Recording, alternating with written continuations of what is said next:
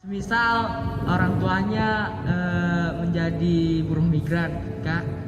Banyak sih, ada yang bapaknya meninggal dulu di Malaysia. Saya sendiri yang jemput ke bandara. Di sekolah itu kita sebagai pelapor Permasalahannya itu tadi masalah ekonomi.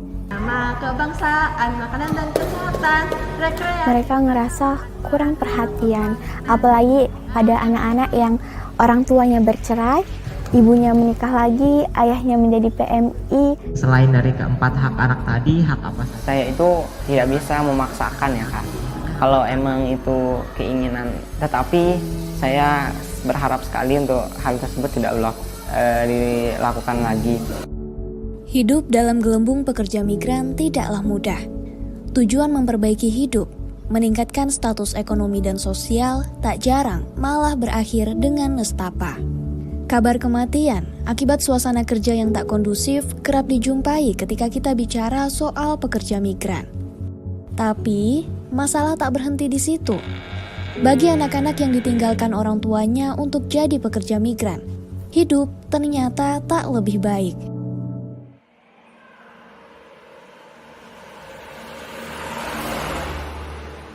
Saya ceritakan kronologi kenapa sampai saya ke luar negeri. Kami dari keluarga kurang mampu. Ini Jenggik Utara, salah satu desa yang berlokasi di Lombok Timur, Nusa Tenggara Barat.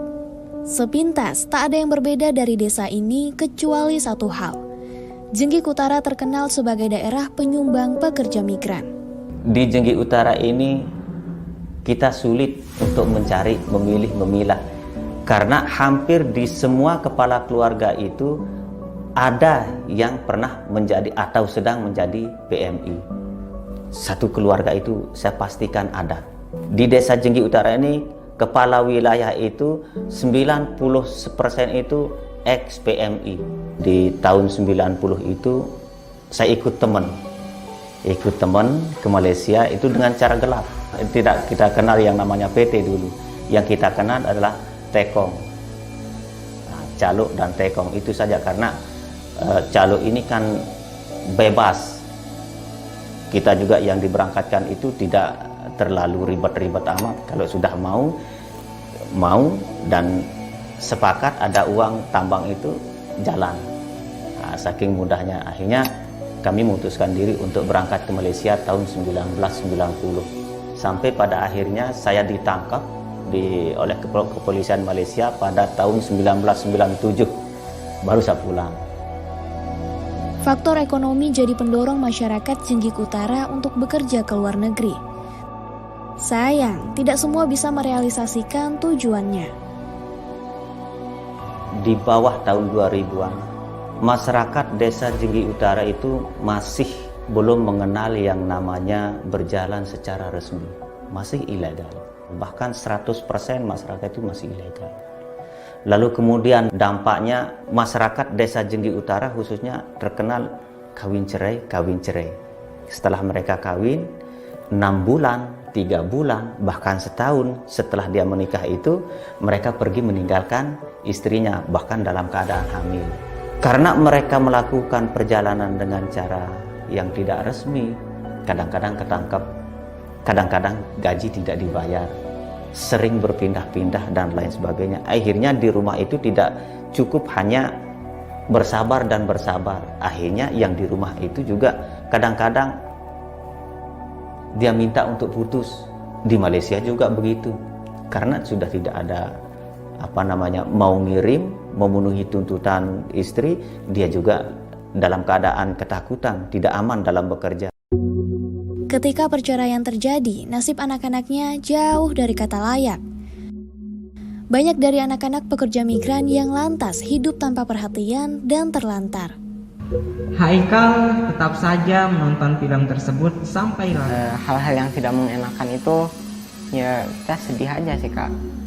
Agak kurang gitulah perhatian dari orang tua.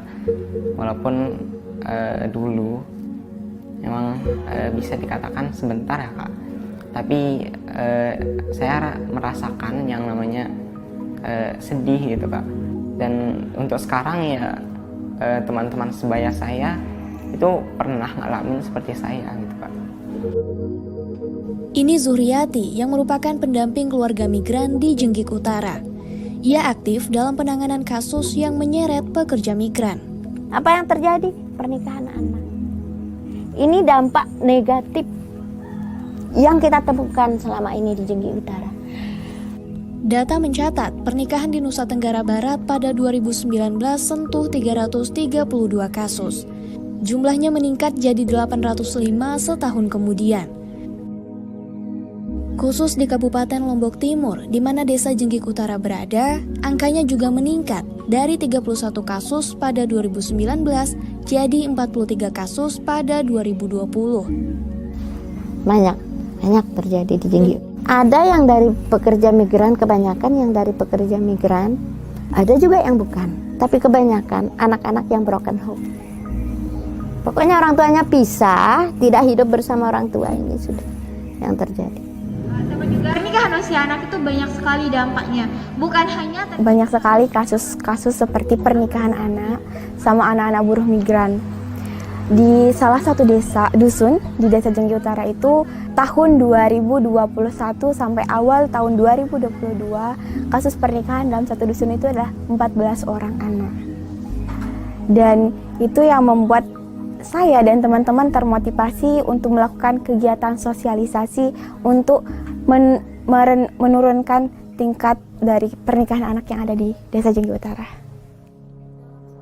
Minhatul Aula, akrab disapa Minha, adalah salah satu pihak yang berupaya keras menurunkan angka pernikahan anak di desanya.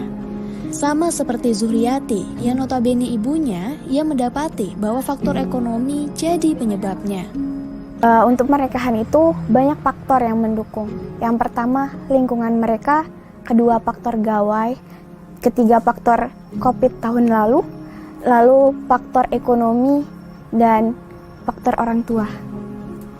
Mereka ngerasa kurang perhatian, apalagi pada anak-anak yang orang tuanya bercerai, ibunya menikah lagi, ayahnya menjadi PMI, lalu si anak dititipkan kepada bibi atau neneknya. Mereka merasa kurang perhatian. Ada juga yang mengatakan, saya sering dibanding-bandingkan dengan anaknya. Jadinya kadang sering mendapatkan kekerasan gitu Kak. Kayak dibentak-bentak, dimarah-marah, disuruh ngelakuin sesuatu. Terus ada juga yang dapat kerasannya pokoknya emosional itu sering banget mereka curhatin. Kerja-kerja pendampingan semacam ini perlu usaha yang ekstra, Minha bercerita. Tantangannya beragam, mulai dari penolakan hingga masih banyak yang anggap sepele masalah pernikahan anak. Meski begitu, dia tak menyerah. Baginya, pernikahan anak harus diberantas karena mereka berhak punya masa depan yang lapang dan tak terikat keadaan yang menjepit. Saya ingin terus melakukannya. Saya ingin terus menyuarakan suara anak. Saya, mohon izin, saya kuliah di jurusan bimbingan konseling.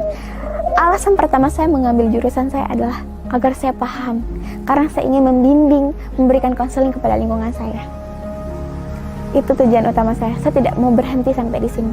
Karena menurut kita, bagi generasi setelah kita adalah sejarah. Dan saya ingin menorehkan sebuah sejarah untuk mereka. Bahwa saya pernah ada, bukan hanya sekedar cerita. Saya ingin terus memotivasi banyak orang.